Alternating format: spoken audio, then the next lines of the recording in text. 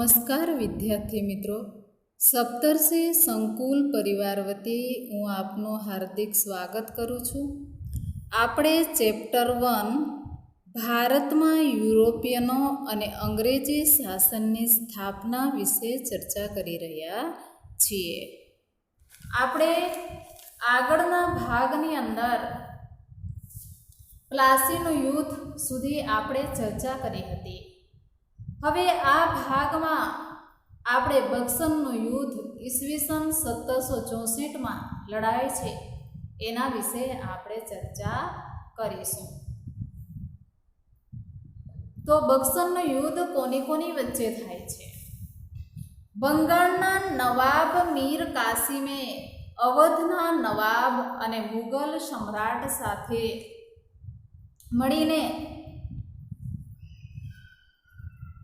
અંગ્રેજોને ભારતની બહાર હાંકી કાઢવા માટેની યોજના બનાવી હતી. એટલે કે બંગાળના નવાબ આપણે જાણીએ છીએ કે મીર જાફર પછી બંગાળના નવાબ કોણ બને છે? મીર કાસિમ બને છે. તો મીર કાસિમે અવધના નવાબ એટલે કે અયોધ્યાના નવાબ અને મુગલ સમ્રાટ સાથે મળીને અંગ્રેજોને ભારતની બહાર હાંકી કાઢવા માટે એક યોજના બનાવે છે કે અંગ્રેજો આપણા ભારત દેશમાંથી જતા રહે અને એ માટે એક યોજના બનાવી. આ ત્રણેયની સેના 50,000 જેટલા સૈનિકોની બનેલી હતી. બરાબર?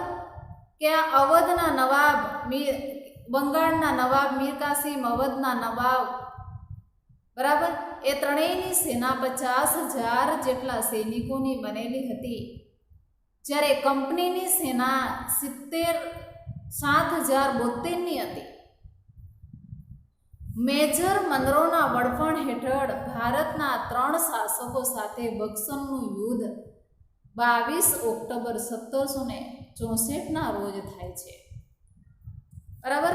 બંગાળના નવાબ મીર કાસિમ, અયોધ્યાના નવાબ અને મુગલ સમ્રાટ એ ત્રણેય અંગ્રેજો સામે લડે છે અને એ અંગ્રેજો સામે એમનું યુદ્ધ થાય છે બક્સર મુકામે, કે જેને બક્સરનું યુદ્ધ તરીકે ઓળખવામાં આવે છે. અને ક્યારે લડાય છે? 22 ઓક્ટોબર 1764ના રોજ. કે કોની કોની વચ્ચે? બંગાળના નવાબ મીર કાસિમ, અયોધ્યાના નવાબ અને મુગલ સમ્રાટ, આ ત્રણ, અને એક બાજુ કોણ? અંગ્રેજો. એમના વચ્ચે આ બક્સરનું યુદ્ધ લડાય છે. એમાં અંગ્રેજો જીત્યા અને પ્લાસીનો નિર્ણય દઢ બન્યો. અંગ્રેજો જીતી ગયા. એક સાથે 3 સત્તાઓને હરાવનારા અંગ્રેજોનો પડકાર કરવાવાળું ભારતમાં આવી કોઈ જ ન હતું. આપણે જાણીએ છીએ કે એક સાથે 3ને અંગ્રેજો હરાવી દે છે અને હવે તો અંગ્રેજોને કોઈ પડકાર કરવાવાળું ન હતું. બક્સરના યુદ્ધથી અંગ્રેજોને બંગાળ, બિહાર અને ઓરિસ્સાના દીવાની અધિકારો પ્રાપ્ત થયા. એટલે કે તેઓ વિધિસરના માલિક બની ગયા. બરાબર? બક્સરના યુદ્ધથી બંગાળ, બિહાર અને ઓરિસ્સાની દીવાની સત્તા કોને પ્રાપ્ત થાય છે? અંગ્રેજોને પ્રાપ્ત થાય છે. એટલે અંગ્રેજો બંગાળ, બિહાર અને ઓરિસ્સા ત્રણેય રાજ્યોના માલિક બની જાય છે. જ્યારે વહીવટી જવાબદારી નવાબના સિરે રાખી અને વહીવટની જવાબદારી કોની પાસે રાખી? નવાબ પાસે રાખી. આથી દ્વિમુખી શાસન પદ્ધતિ અમલમાં આવી. કે દ્વિમુખી શાસન કોને કહેવામાં આવે? કે વહીવટની જવાબદારી નવાબ પાસે અને જે કંઈક અમુક મહેસૂલ ઉઘરાવવું હોય કે એવું કાર્ય કરવું હોય તો એની જવાબદારી કોની પાસે? અંગ્રેજો પાસે. આવી દ્વિમુખી શાસન પદ્ધતિ અમલમાં આવી. બરાબર? તો બક્સરનો યુદ્ધ ઈસવીસન 1764માં થાય છે. કોની કોની વચ્ચે? અવધના નવાબ, બંગાળના નવાબ મીર કાસિમે, અવધના નવાબ અને મુગલ સમ્રાટ સાથે મળીને. બંગાળના નવાબ મીર કાસિમ, અવધના નવાબ અને મુગલ સમ્રાટ એમ સાથે મળીને અંગ્રેજો સામે યુદ્ધ કરે છે, જેને બક્સરનું યુદ્ધ તરીકે ઓળખવામાં આવે છે. અને બક્સરનું યુદ્ધ થાય છે 1764માં. હવે આપણે આગળ જોઈશું મૈસૂર વિગ્રહ. દક્ષિણ ભારતમાં વિજયનગર સામ્રાજ્યના અંત કે દક્ષિણ ભારતમાં વિજયનગરના સામ્રાજ્યનો અંત આવ્યો ઈસવીસન 1761માં અને વિજયનગર સામ્રાજ્યના અંત પછી મૈસૂરના હૈદર અલીના નેતૃત્વમાં સૌથી શક્તિશાળી રાજ્ય બન્યું. બરાબર, મૈસૂર એ સૌથી વધારે શક્તિશાળી બન્યું અને મૈસૂર ઉપર કોણ રાજ્ય કરતું હતું? હૈદર અલી. હૈદર અલીએ યુરોપિયન પદ્ધતિએ લશ્કરના સૈનિકોને તાલીમ આપી હતી. બરાબર, હૈદર અલીએ શું કર્યું? યુરોપિયન પદ્ધતિથી લશ્કરના તમામ સૈનિકોને તાલીમ આપી, શસ્ત્રને સજ્જ કરી દીધું તાલીમ આપીને. અંગ્રેજો હૈદર અલીની ઝડપી વધતી જતી સત્તા અને શક્તિ અંગે ચિંતિત બન્યા. હવે અંગ્રેજોને ચિંતા થવા લાગી કે આ મૈસૂરના જે હૈદર અલી છે એ પોતાની સત્તા દિવસે ને દિવસે વધારતા જાય છે. હવે આપણે સત્તામાં આગળ વધી શકીશું નહીં, આપણે પાછળ થઈ જઈશું એવી ચિંતા અંગ્રેજોને સતાવવા લાગી અને વધુ ચિંતિત બની ગયા અંગ્રેજો. તેથી મૈસૂર રાજ્ય સાથે 4 મૈસૂર વિગ્રહ થયા. કોની વચ્ચે? અંગ્રેજોએ 4 વખત મૈસૂર સામે લડાઈઓ કરી. ઈસવીસન 1767 થી 69 દરમિયાન, ઈસવીસન 1780 થી 84 દરમિયાન, 1790 થી 92 દરમિયાન અને 1799 દરમિયાન. આમ 4 વખત અંગ્રેજોએ મૈસૂર સમક્ષ વિગ્રહ કર્યા, એટલે કે લડાઈઓ કરી. આ યુદ્ધ પૈકી પ્રથમ 2 યુદ્ધો હૈદર અલી સાથે થયા. બરાબર, અંગ્રેજોએ પ્રથમ 2 યુદ્ધો કોની સાથે કર્યા? મૈસૂરના હૈદર અલી સાથે. અને પછીના 2 યુદ્ધો છે એ હૈદર અલીના શક્તિશાળી પુત્ર હતા ટીપુ સુલતાન એની સાથે કર્યા. કોણે? અંગ્રેજોએ. અંગ્રેજોએ 2 મૈસૂર વિગ્રહ હૈદર અલી સાથે કર્યા અને 2 મૈસૂર વિગ્રહ ટીપુ સુલતાન સાથે કર્યા. અને ટીપુ સુલતાન કોણ હતા? હૈદર અલીના પુત્ર, કે જેને આપણે મૈસૂર વિગ્રહ તરીકે ઓળખીએ છીએ. હવે આગળ જોઈએ. પ્રથમ મૈસૂર યુદ્ધ અનિર્ગણિત રહેલ, કોઈ પરિણામ આવ્યું નહીં, કે પ્રથમ વિશ્વયુદ્ધનું કોઈ જ પરિણામ આવતું નથી. દ્વિતીય મૈસૂર વિગ્રહ સમયે ઈસવીસન 1782માં હૈદર અલીનું મૃત્યુ થતાં યુદ્ધ ચાલુ રહ્યું. કે દ્વિતીય મૈસૂર યુદ્ધ દરમિયાન જ કોનું મૃત્યુ થાય છે? હૈદર અલીનું મૃત્યુ થાય છે. અને યુદ્ધ ચાલુ રહ્યું અને છેવટે બંને પક્ષ વચ્ચે સંધિ થાય છે, એટલે કે સમજૂતી થાય છે. અને જો 2 મૈસૂર વિગ્રહ અંગ્રેજોએ હૈદર અલી સાથે કર્યા અને ત્રીજું અને ચોથું મૈસૂર વિગ્રહ ટીપુ સુલતાન સાથે કર્યા, તો તૃતીય મૈસૂર વિગ્રહમાં ટીપુ સુલતાન હારી ગયો અને મૈસૂરની ભયંકર હાનિ થઈ. એટલે ભયંકર જાનહાનિ થઈ, પુષ્કળ અસંખ્ય રીતે વસ્તુઓ વેરવિખેર થઈ ગઈ અને એ રીતે મૈસૂરની હાનિ થઈ. ચોથા મૈસૂર વિગ્રહમાં ટીપુ સુલતાન વીરગતિ પામ્યો, એટલે ટીપુ સુલતાન હારી ગયો. અને ટીપુ સુલતાન હારી તો જાય છે, પણ યુદ્ધમાં લડતા લડતા મૃત્યુ પામે છે. અને અંગ્રેજોને એક શક્તિશાળી શાસકને ખતમ કરી પોતાના સામ્રાજ્યને દૃઢ બનાવ્યું. બરાબર, અંગ્રેજોએ શું કર્યું? ટીપુ સુલતાન એક શક્તિશાળી શાસક હતા અને એ શક્તિશાળી શાસકને પણ અંગ્રેજોએ ચોથા મૈસૂર વિગ્રહમાં ચોથા મૈસૂર વિગ્રહમાં એને નાશ કરી દીધો અને એક શક્તિશાળી શાસકને ખતમ કરી દીધો અને અંગ્રેજોએ પોતાના સામ્રાજ્યને વધુ સુદૃઢ બનાવી દીધું. અંગ્રેજોએ મૈસૂર રાજ્ય અગાઉના વાડિયાર રાજવંશને સોંપ્યું અને તેના પર સહાયકારી સંધિ લાદવામાં આવી. હવે અંગ્રેજોએ શું કર્યું? મૈસૂર જે રાજ્ય છે એ રાજ્ય અગાઉ જે વાડિયાર રાજવંશના રાજાઓ રાજ્ય કરતા હતા એને સોંપી દીધું મૈસૂર. અને એના પર અનેક સહાયકારી સંધિ લાદવામાં આવી. સહાયકારી સંધિ પર સહી કરાવડાવી અંગ્રેજોએ અને એ રીતે મૈસૂર શાસનનો અંત આવે છે. હવે આપણે જોઈએ મરાઠા સાથે યુદ્ધ. 18મી સદીમાં કંપની મરાઠાની તાકાત તોડવા માટે પ્રયત્નશીલ હતી. કંપની એટલે કઈ કંપની? અંગ્રેજોની કંપની.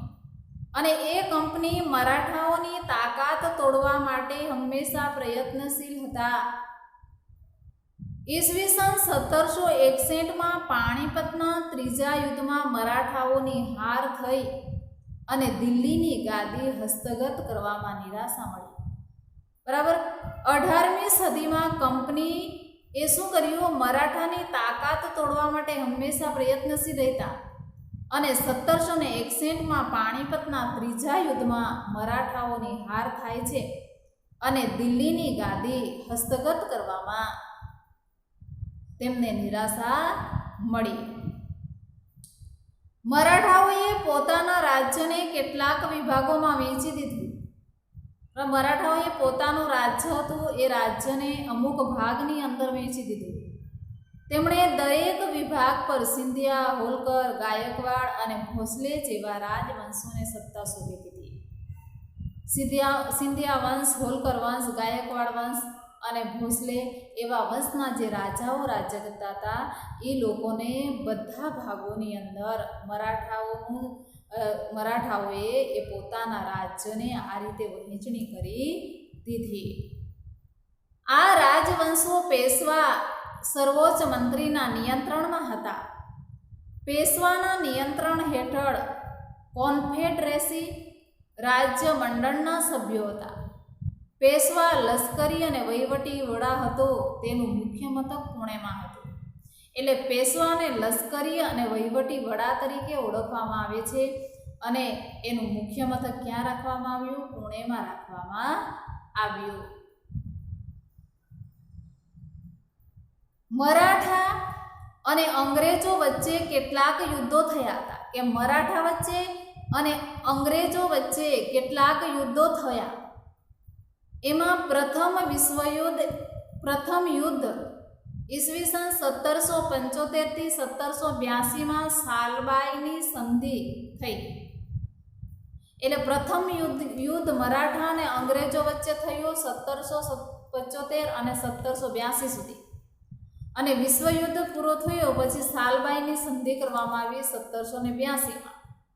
અને બંનેએ એકબીજાના ક્ષેત્રો પાછો પરત આપવાનું નક્કી કરી દીધું. કોણે? મરાઠાઓએ અને અંગ્રેજોએ.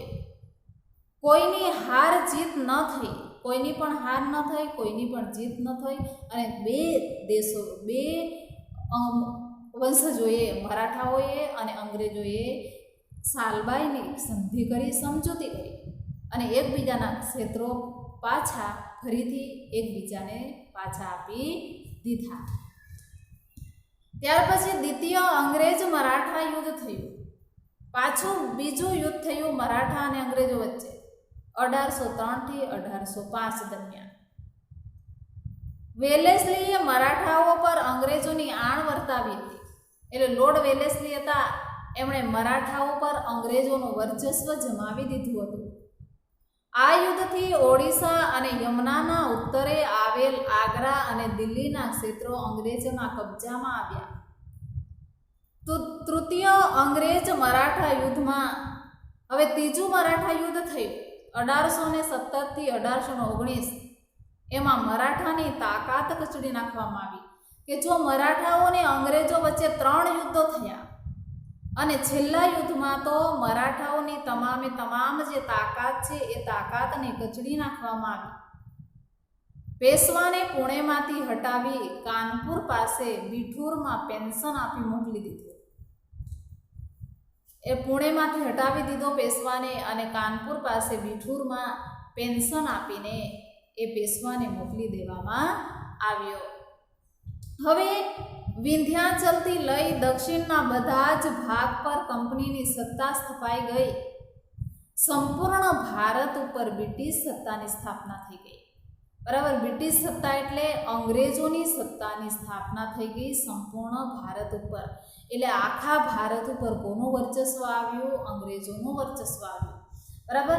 આપણે આગળ જોયું કે બક્સરનું યુદ્ધ થયું, એમાં અંગ્રેજોની જીત થઈ, મૈસૂર વિગ્રહ થયા. બરાબર. અને એ મૈસૂર વિગ્રહ એમાં પણ અંગ્રેજોની જીત થઈ. પછી આ મરાઠા યુદ્ધો થયા, મરાઠા અને અંગ્રેજો વચ્ચે, એમાં પણ અંગ્રેજોએ જીત મેળવી અને આખું ભારત કોણે લઈ લીધું? અંગ્રેજોએ લઈ લીધું. એના વર્ચસ્વ નીચે બધી જ સત્તા આવી ગઈ. હવે આપણે આગળ જોઈએ અંગ્રેજ શાસનનું વહીવટી તંત્ર, કે અંગ્રેજોનું વહીવટી તંત્ર કેવું હતું. ભારતમાં સામ્રાજ્યની સ્થાપના કર્યા બાદ અંગ્રેજોએ પોતાનું વહીવટી તંત્ર પણ સ્થાપિત કરી ભારતના વહીવટી તંત્રમાં વ્યાપક પરિવર્તનો લાવવાના પ્રયત્નો કર્યા, કે પુષ્કળ પ્રમાણમાં પરિવર્તનો લાવ્યા. તેમનું મુખ્ય લક્ષ્ય હતું કોનું? અંગ્રેજોનું. અંગ્રેજોનું મુખ્ય લક્ષ્ય હતું ભારતનું શોષણ કરવું, અને ભારતનું શોષણ કરીને કોને ધનવાન બનાવવા ઈચ્છતા હતા? ઇંગ્લેન્ડને, પોતાના દેશને ધનવાન બનાવવા ઈચ્છતા હતા અને આપણા ભારત દેશને બરબાદ કરવા ઈચ્છતા હતા. આવા અંગ્રેજો હતા. એટલે સ્વાભાવિક રીતે જ વહીવટી તંત્ર ભારતીય પ્રજાના કલ્યાણ માટે કામ કરવાને બદલે બ્રિટિશ હિતોને સાચવનારું હતું. તેમણે ભારતમાં આધુનિક વહીવટી તંત્રનું માળખું સ્થાપિત કર્યું. એટલે ભારતની અંદર આધુનિક વહીવટી તંત્રનું માળખું અંગ્રેજોએ દાખલ કરી દીધું. હવે એમાં સૌપ્રથમ જો સરકારનું માળખું, ઈસવીસન 1773 વિભિન્ન સનદી ધારાઓ દ્વારા તેમણે ભારતના વહીવટી તંત્ર પર નિયંત્રણ કર્યું હતું. કે 1773ની અંદર સનદી ધારાઓ રજૂ કરવામાં આવ્યા અને એ ધારાઓ મુજબ ભારતના વહીવટી તંત્ર પણ કોનું નિયંત્રણ હતું? અંગ્રેજોનું નિયંત્રણ હતું. નિયામક ધારા દ્વારા ભારતમાં ગવર્નર જનરલોની નિમણૂક કરવામાં આવી અને સુપ્રીમ કોર્ટની પણ સ્થાપના કરવામાં આવી. બરાબર. ભારતની અંદર ગવર્નર જનરલોની પણ નિમણૂક કરવામાં આવી અને સુપ્રીમ કોર્ટની પણ સ્થાપના કરવામાં આવી. ગવર્નર જનરલ ભારતના વહીવટી તંત્રનો સર્વોચ્ચ વડો હતો અને તેને મદદ કરવા માટે 3 સભ્યોની પરિષદ નીમવામાં આવી હતી. બરાબર. ગવર્નર જનરલ એ ભારતના વહીવટી તંત્રનો એક સર્વોચ્ચ વડો ગણાતો હતો અને તેને મદદ કરવા માટે, ગવર્નર જનરલને મદદ કરવા માટે 3 સભ્યોની એક પરિષદ નીમવામાં આવી. ઈસવીસન 1813માં બ્રિટિશ સંસદે સનદી ધારા દ્વારા કંપનીનો વેપારિક એકાધિકાર સમાપ્ત કરી સનદી ધારા અંતર્ગત સંપૂર્ણપણે બ્રિટિશ સંસદના નિયંત્રણમાં મૂકી દીધું. એટલે તમામ કાર્યવાહી બ્રિટિશ સંસદના હાથમાં આવી ગઈ. સનદી ધારાએ વિશાળ સત્તાઓ ધરાવતા ગવર્નર જનરલની નિમણૂક કરી, જે સંપૂર્ણ ભારત પર કાયદા પણ ઘડી શકતો હતો. એટલે સનદી ધારા મુજબ વિશાળ સત્તાઓ ધરાવે છે ગવર્નર જનરલ. બરાબર. ગવર્નર જનરલને વિશાળ સત્તાઓ આપવામાં આવી અને એ વિશાળ સત્તા ધરાવતા ગવર્નર જનરલની નિમણૂક કરવામાં આવી અને એ ગવર્નર જનરલ સંપૂર્ણ ભારત પર કાયદા પણ ઘડી શકતો હતો. અને એ જ ગવર્નર જનરલની પરિષદમાં એક કાયદા સભ્યને નીમવામાં આવ્યો. સનદી ધારા ઈસવીસન 1853 મુજબ બ્રિટિશ સંસદે ઈસ્ટ ઇન્ડિયા કંપની પર પોતાનું પ્રભુત્વ વધારી દીધું અને મોટા ભાગની સત્તાઓ પોતાની પાસે લઈ લીધી. બરાબર. બ્રિટિશ સંસદ એટલે કે અંગ્રેજોની સંસદ, એમણે ઈસ્ટ ઇન્ડિયા કંપની પર પોતાનું વર્ચસ્વ જમાવી દીધું અને મોટા ભાગની સત્તાઓ એણે પોતાની પાસે લઈ લીધી અને એ રીતે અંગ્રેજોએ સરકારનું આ માળખું તૈયાર કર્યું હતું અને એ માળખા મુજબ સરકાર વહીવટ કરતી હતી. હવે આપણે કે સનદી સેવાઓ છે, લશ્કર, પોલીસ, ન્યાયતંત્ર, બરાબર, અહીંયા સુધી આપણે હવે પછીના ભાગની અંદર ચર્ચા કરીશું. હવે જો વિદ્યાર્થી મિત્રો આપણે આગળના ભાગની અંદર તમને જે રીતે વિડીયોના અંતે પ્રશ્નો આપવામાં આવેલા હતા, બરાબર, એ જ રીતે આ વિડીયોના અંતે પણ પ્રશ્નો આપવામાં આવ્યા હશે અને એ પ્રશ્નોના જવાબો તમારે આજનો ભાગ કયો છે તે અને આજની તારીખ સાથે પ્રશ્નોના જવાબો લખીને તમારે પૂર્ણ કરવાનું છે. આ તમારું હોમવર્ક છે.